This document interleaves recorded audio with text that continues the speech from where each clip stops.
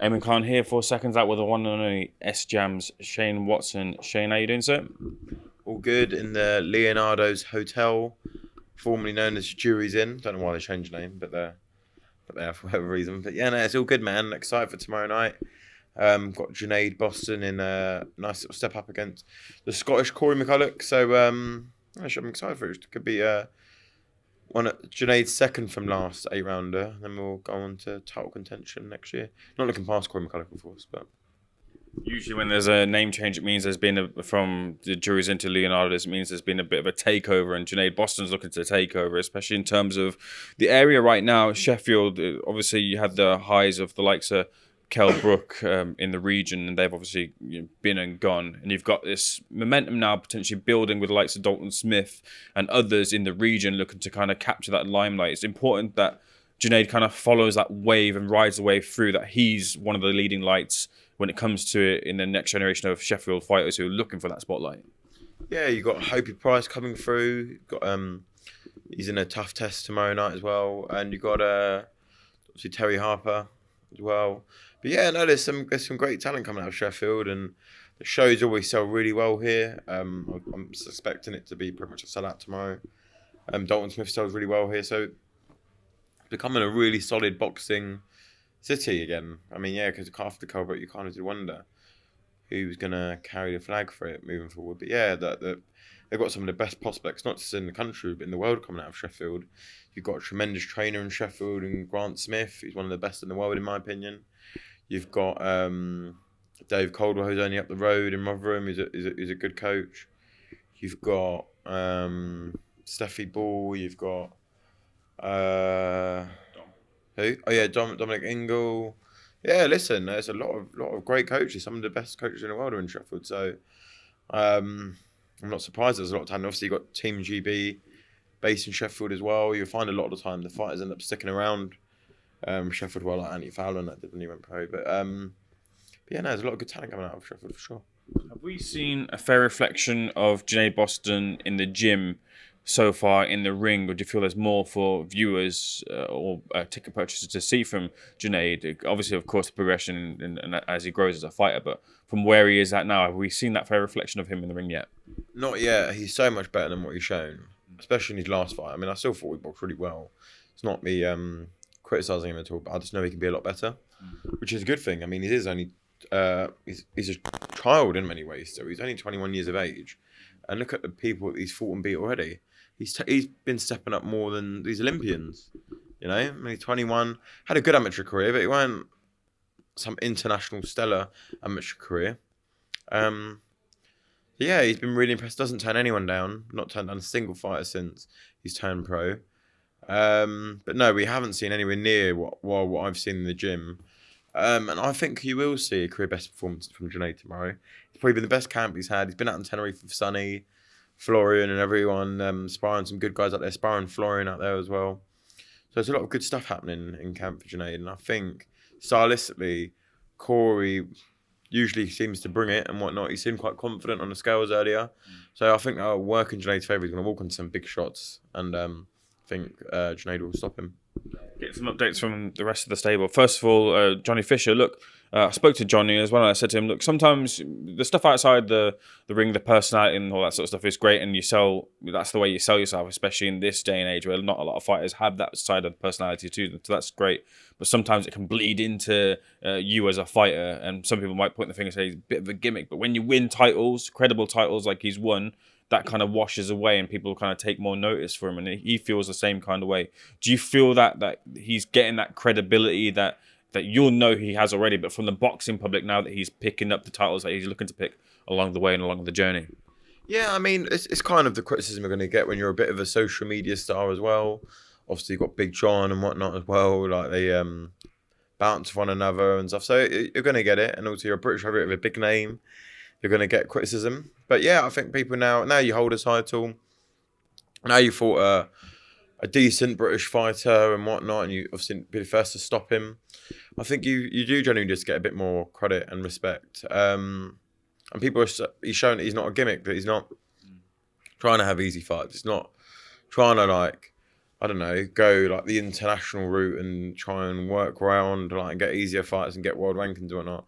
He's going to go the traditional route. The aim is to go Southern area, English, British, Commonwealth, European, and then eventually world honours. That's the plan. So, but yeah, no, he will fight anyone.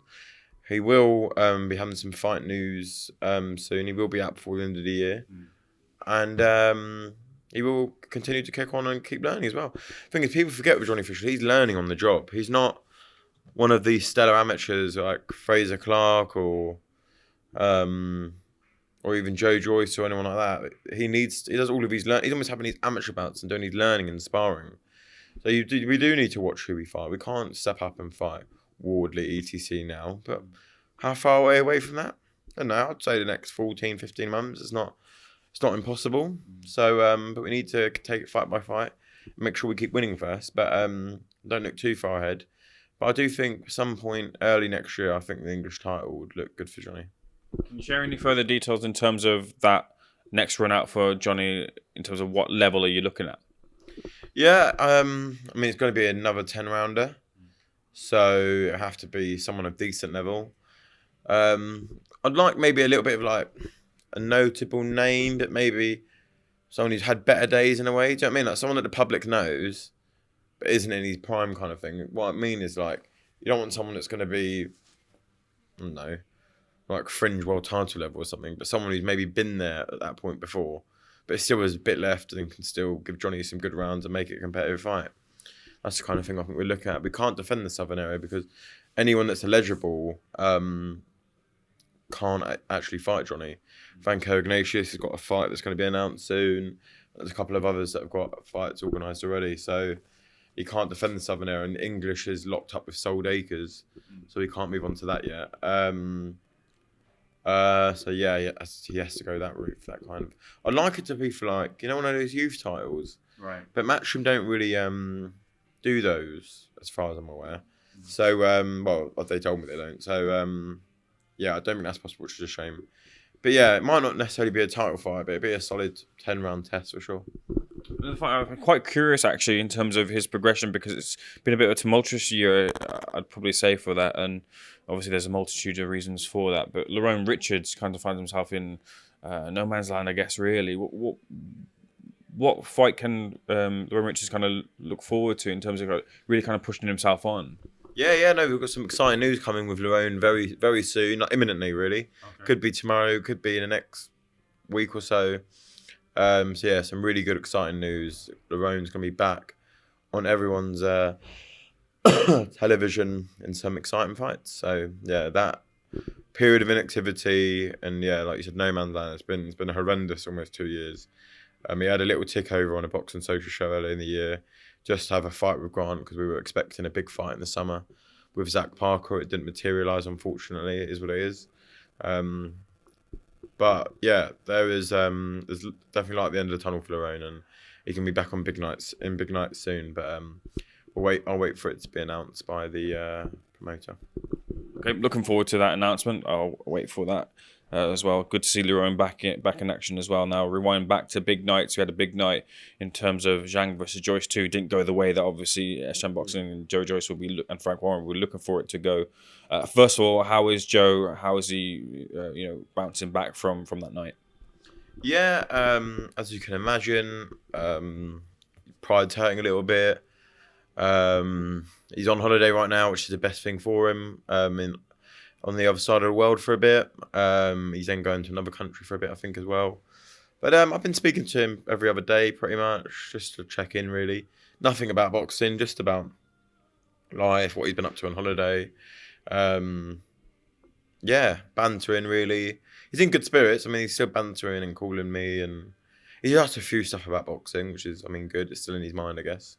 But yeah, we haven't spoke anything concrete. I don't want him to be overthinking or doing anything. I will literally want him to sip on some drink, have some good food, spend some quality time with friends on holiday, and come back like refreshed, re-energized, and ready to prove a lot of people wrong.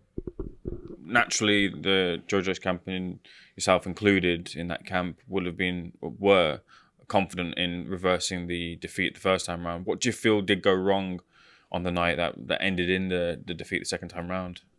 I just think that Zhang is Joe's kryptonite. I agree with what a lot of people said. I just think he's got our number, really. That's what I think. And it's not easy to admit, but I have to be honest. That is what I do believe. Do I believe Joe still beats other elite bigger names in the division? Yeah, of course I do. You don't knock out people like Joseph Parker, Daniel DeBar, Carlos Takam, the fastest in his whole career. If you're not a proper world level fighter, you know, he just met a style that is all wrong for him. Just like AJ did against Usyk. If he fought Usyk 10 times, he would lose 10 times. It's the reality. And it's just, that's what it is at elite level boxing. You're going to have someone that's just all wrong for you. And that's what Zhang is, I believe. And we probably made Zhang an elite fighter now, really. That's the annoying thing in a way, because I almost feel like we've given Zhang a career in a sense. But I mean, fair play to Zhang, he deserves it. He's one, he worked hard, the game plan, got it bang on both times, so fair play to him. But yeah, I just can't wait for Joe to come back, prove a lot of people wrong, and go on to achieve what he wants to achieve still, and loads more money still. As the final bell rang on that fight, what will happen in big fights like that? And the boxing world will be a buzz with opinions, and boxing fans will ring the bell on saying this should be the end of his career, or ring the bell and saying he can't compete on this level. What do you make of boxing fans' opinions who are kind of pointing the finger at Joyce and saying, look, he might not be good enough? Well, you know, listen, people have their opinions, but at the end of the day, I'm one of Joe's best friends.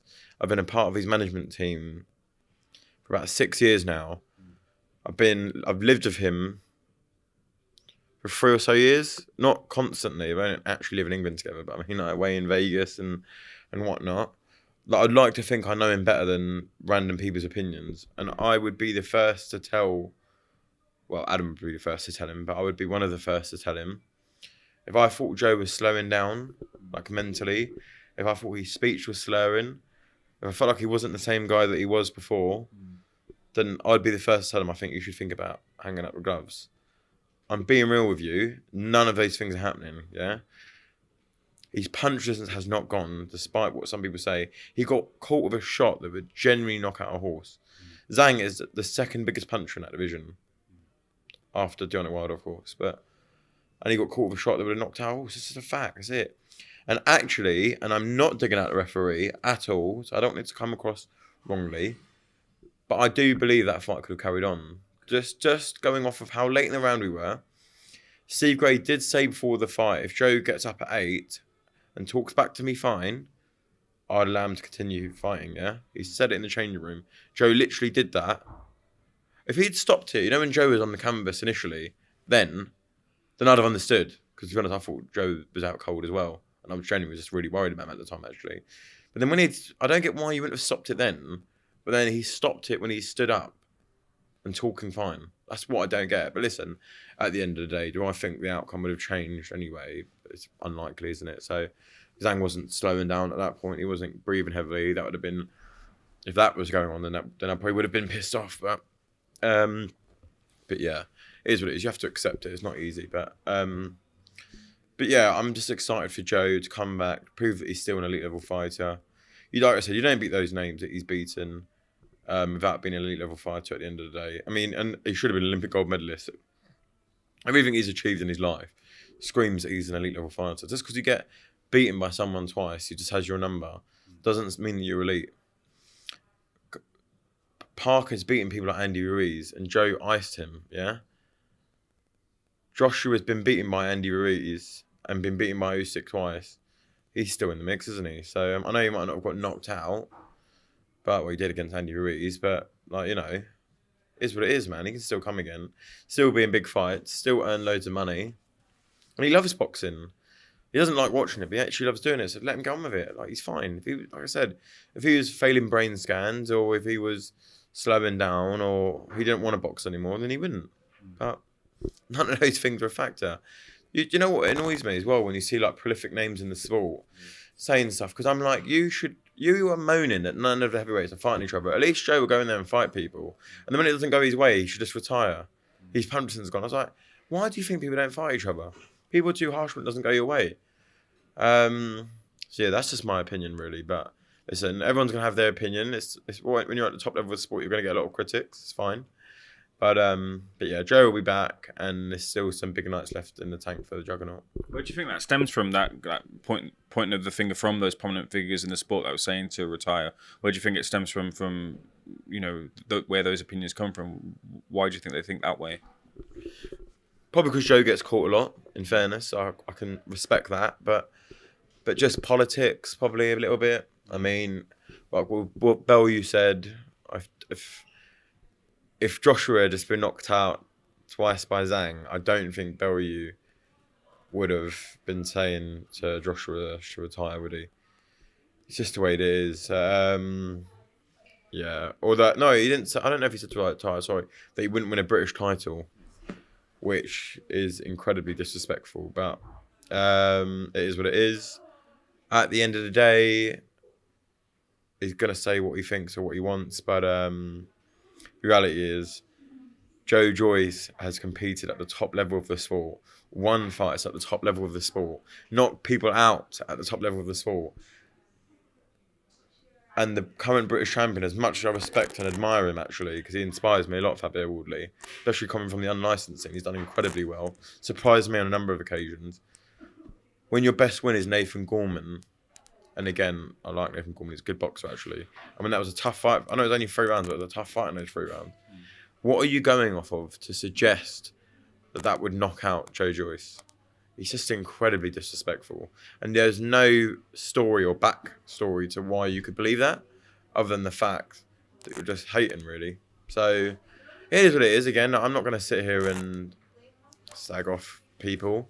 That's just my opinion against theirs, really. But I think, I don't know, I just feel like, you know, these people that have been at the top level have achieved amazing things, like Tony has. He's,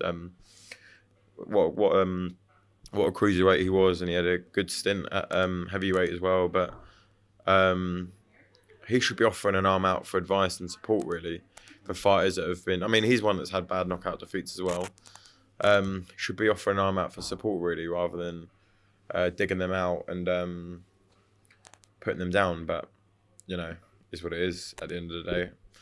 But we move on to bigger and better things, and we'll see Joe Joyce back in the ring soon. In the initial afterbuzz of the fight, Frank Warren came out, and I think he kind of spoke on Joe Joyce, but then quickly kind of moved on to Zhilei Zhang, who's also represented by Queensbury. Now that was taken by some as kind of, you know, well, we came in with the guy we favour, and we leave with the guy we favour, in a sense. And Frank has since clarified those comments and said, look, we're still back in Joe Joyce, but we've got Zhilei Zhang as well. Do you kind of, in the initial aftermath, take it that way, that kind of maybe Joe wasn't the focus straight away after that fight because of Zhilei Zhang's victory? At the end of the day, it's just boxing, man. Any fighter that coming in from the away corner, there's always options if they lose. If they win, sorry. Same event, it's literally the same with almost any fighter that was an unsigned fighter. So, I mean, I'm just trying to think. Conor Coghill will probably have the same tomorrow with Opie Price. Breakhouse might have the same if he beats Terry Harper. Yeah, it's just the same all the time. When Soldeck fought Robert Ismay was given the same thing. It's the same. It's the same. It happens to every fight pretty much every fight in the away corner a lot of the time. So I'm not surprised, no. And boxing promoters are there for a business and to make money.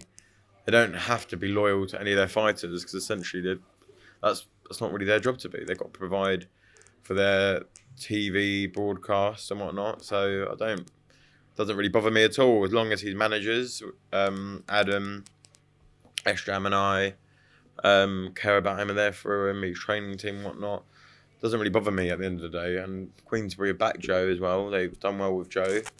So I've got no complaints at all, no, not really. Has consideration been made in terms of Joe's future in a training aspect? I thought it was quite refreshing in terms of Joe sticking with Chalas, who obviously is known for a long, long time in the sport. But sometimes in these defeats, trainers are seen as the fall guy. Has the conversation or consideration been made as to where Joyce's future lies with in terms of his training? No, like I said, no, we haven't spoken about anything boxing-wise, really, apart from he was asking me who his opponent could maybe be and that potential dates. But in terms of... he asked me if he's fighting Fabio Wardley as well, because I think he just read all the comments. He's like, I'm going to fight him. I was like, don't think yet. But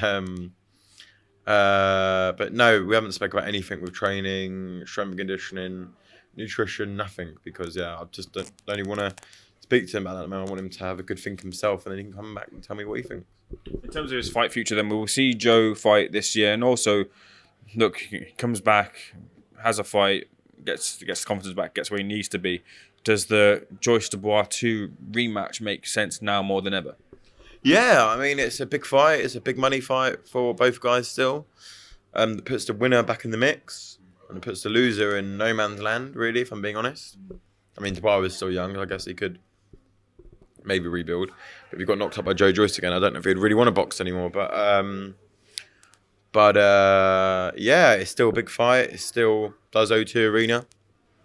It's still a great fight for TNT Sports. Yeah, like, listen, who knows? If WBA might install Dubois as number 1 again, that could almost be a world title eliminator again, really. So we'll see. But it's definitely on the radar. It's definitely possible, but we have to see where Dubois goes as well. Is he going to have a comeback fight and whatnot? But yeah, it's definitely potential there. Last couple of things, and keeping on the heavyweight theme, Fury Usyk is now signed. Boxing fans haven't put their 2 feet in fully because we've seen obviously a lot of falter when you were talking about, in the heavyweight division and fighters not wanting to fight other fighters.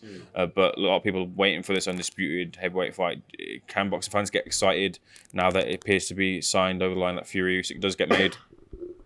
Yeah, I mean, sorry. Yeah, it's great for boxing. Listen, we're boxing fans at the end of the day. We all love the sport. Boxing hasn't maybe had the greatest 18 months or so outside of the ring, with drug scandals and whatnot, and whatnot. Yeah, so, and promoters not working together. It is literally going to tell you who the best heavyweight in the world is, and that's the biggest prize of them all. So yeah, it's massive for the sport. It's great. I'm so excited for it. Fair play to Frank Warren, Queensbury, because it's not been easy, but it looks like they're pretty much got that one done. So that's great news for the sport. It's great for boxing, and we're going to finally have one face, one name, one champion. That's what Wilder said, didn't they? So yeah.